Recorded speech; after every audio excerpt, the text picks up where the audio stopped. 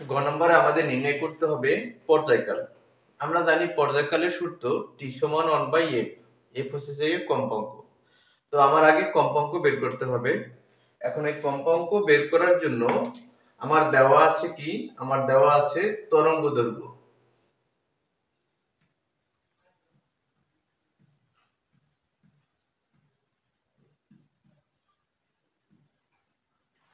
তরঙ্গদৈর্ঘ্য ল্যামডা দ্বারা চিহ্নিত করা হয়। তরঙ্গদৈর্ঘ্যের মান দেওয়া আছে 22 সেন্টিমিটার।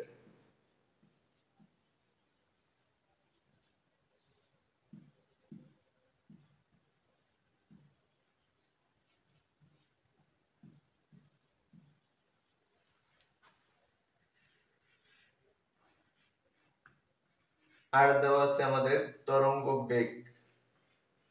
তরঙ্গ বেগকে v দ্বারা চিহ্নিত করা হয়। এর মান দেওয়া আছে 344 মিটার সেকেন্ড ইনভার্স অন। তো আমি পেয়েছি ল্যামডা এবং v। আমার লাগবে f। এই তিনটা রাশির মাধ্যমে কি সূত্র আছে সেটা লিখতে হবে আমার।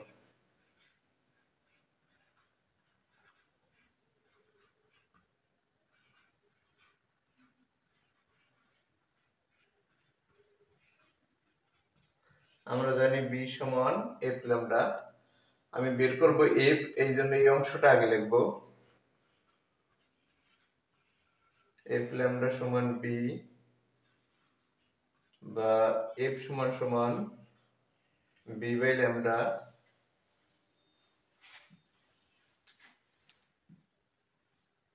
বা f সমান v পেয়েছি এখানে 344, ল্যামডা পেয়েছি 0.22।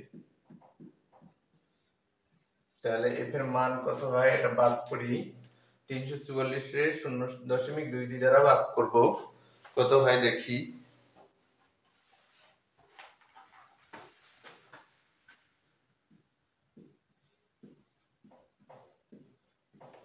কম্পাঙ্কের একক হার্টজ অথবা সেকেন্ড ইনভার্স অন। তো এখানে আমি হার্টজ লিখলাম।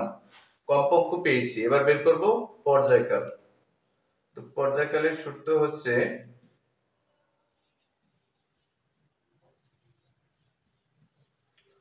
পর্যায়কালের t দ্বারা চিহ্নিত করা হয় এবং পর্যায়কালের সূত্র হচ্ছে t সমান সমান 1/f। এবার f এর মান বসাই।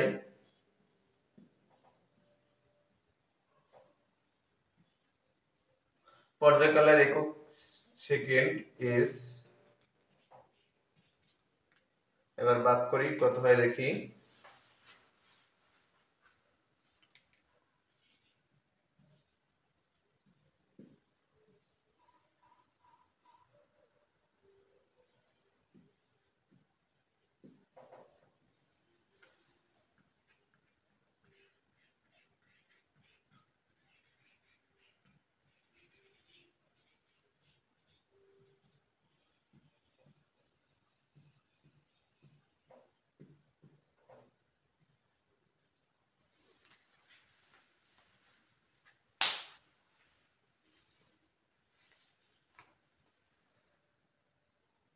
আমরা গমূলক প্রশ্নটির সমাধান করব।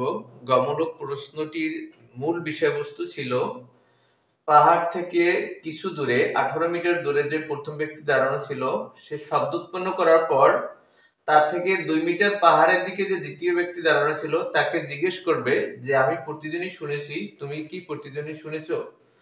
তো এক্ষেত্রে আমার প্রথমে যাচাই করতে হবে যে প্রথম ব্যক্তি প্রতিদিনই শুনছে কিনা। তাহলে প্রথম ব্যক্তি থেকে পাহাড়ের দূরত্ব 18 মিটার লিখলাম, আর এই মুহূর্তে বেগ ছিল 344, সেটা লেখা হলো। আর প্রতিধ্বনির ক্ষেত্রে সূত্র কি সেটা লিখতে হবে। প্রতিধ্বনির বিষয়টা হচ্ছে এখান থেকে যে শব্দটা উৎপন্ন হবে সেই শব্দটা এখানে এই পাহাড়ে বাধা পাবে, বাধা পেয়ে আবার তার কাছে ফিরে যাবে। এই ফিরে যাওয়ার বিষয়টাই হচ্ছে প্রতিধ্বনি।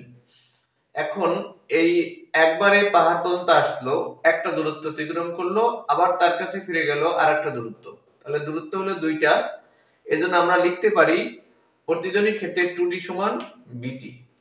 যেহেতু আমি টি বের করবো এই জন্য এই বিটি অংশটা আগে লিখছি, 2t পরে লিখছি। এই 2 ইন্টু ডি এর মান 18 বসাইছি, আর বি এখানে গুণ অবস্থায় আছে, পক্ষান্তর করলে ভাগ হবে এবং বি এর মান 344 এই বসাইলাম। তো ভাগ করলে পাওয়া যায় 0.105 সেকেন্ড। আমাদের প্রতিধ্বনি শোনার ন্যূনতম সময় প্রয়োজন 0.1 সেকেন্ড। অর্থাৎ এখান থেকে যে শব্দটা উৎপন্ন হবে সেই থেকে যে সময়টা এখানে বাধা পেয়ে যে ফিরে আসবে, এই যে সময়, এই দুইটা সময়ের ব্যবধান 0.1 সেকেন্ড হতে হবে। তো আমার 0.1 সেকেন্ড থেকে বেশি হয়েছে, তার মানে প্রথম ব্যক্তি প্রতিধ্বনি শুনছে। গেল প্রথম ব্যক্তির ক্ষেত্রে। এবার দ্বিতীয় ব্যক্তি। প্রথম ব্যক্তি যে শব্দটা উৎপন্ন করবে প্রথমে দ্বিতীয় ব্যক্তির কাছে আসবে, এরপরে দ্বিতীয় ব্যক্তি থেকে এখানে আবার পাহাড়ে বাধা পেয়ে আবার দ্বিতীয় ব্যক্তির কাছে ফিরে যাবে। তো প্রথম ব্যক্তির থেকে দ্বিতীয় ব্যক্তির কাছে আসতে যে সময়টা লাগবে সেই সময়টা আগে বের করব। প্রথম বালকের উৎপন্ন শব্দ দ্বিতীয় বালকের কাছে যাওয়ার ক্ষেত্রে এখানে দূরত্ব হচ্ছে এই থেকে এই পর্যন্ত 2 মিটার। তো এখানে আর প্রতিধ্বনির বিষয় না, এখানে সরাসরি এইখান থেকে এখানে গেছে। তাহলে আমাদের ওই দূরত্ব নির্ণয়ের সূত্র d সমান সমান bt সমান সমান d। তাহলে আমাদের t হবে কি d বাই b। এই b ভাগ অবস্থা গুণ অবস্থা আছে, পক্ষান্তর করছি ভাগ হয়েছে। d এর মান 2, b এর মান 344। এবার ভাগ করি কত হয়। আর এখানে যেহেতু আমার দুইটা সময় বের করতে হবে, এটার আমি t1 ধরি।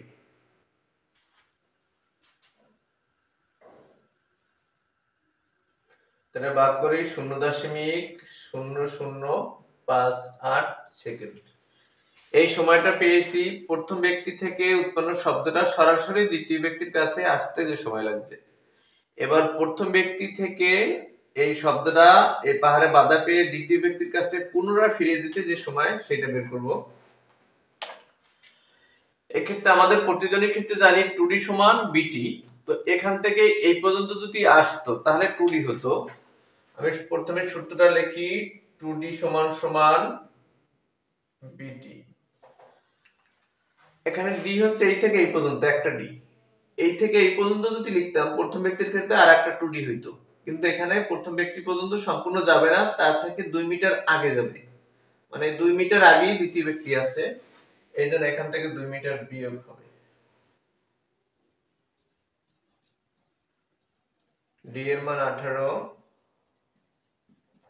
b এর মান 344।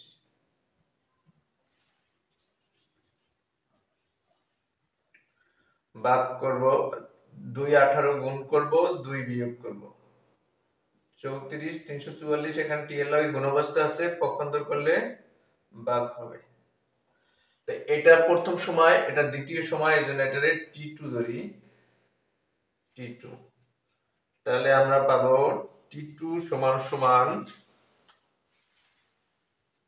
0.0988 সেকেন্ড। তাহলে প্রথম যে সময়টা শুনছে এই সময়টা পেয়েছি এখানে 0.0058 সেকেন্ড। আবার পুনরায় বাধা পেয়ে যে ফিরে আসছে এই সময়টা পেয়েছি এখানে। এখন আমরা যে প্রথম ব্যক্তির উৎপন্ন শব্দ দ্বিতীয় ব্যক্তি যে শুনছে এই সময়টার এই শব্দটার রেশ 0.1 সেকেন্ড থাকবে। এখন এই সময় আর এই ফিরে আসার সময় এই দুইটার ব্যবধান যদি 0.1 থেকে বেশি হয় তাহলে দুইটা শব্দ আলাদা আলাদা শুনে, অর্থাৎ দ্বিতীয় শব্দটা প্রতিধ্বনি হয়। দেখি এই দুইটা শব্দর সময়ের ব্যবধান কত হয়। ডেল্টা টি সমান t2 বিয়োগ t1।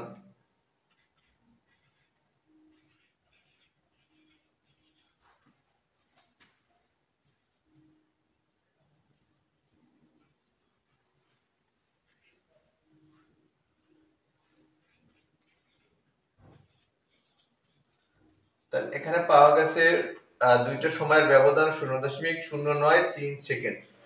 যদি 0.1 হইতো, এখানে 0 না হয়ে যদি 1 হতো তাহলে আমাদের প্রতিধ্বনির শর্তটা মানতো। তো এখানে সেটা মানেনি, তাই প্রতিধ্বনি শুনবে না।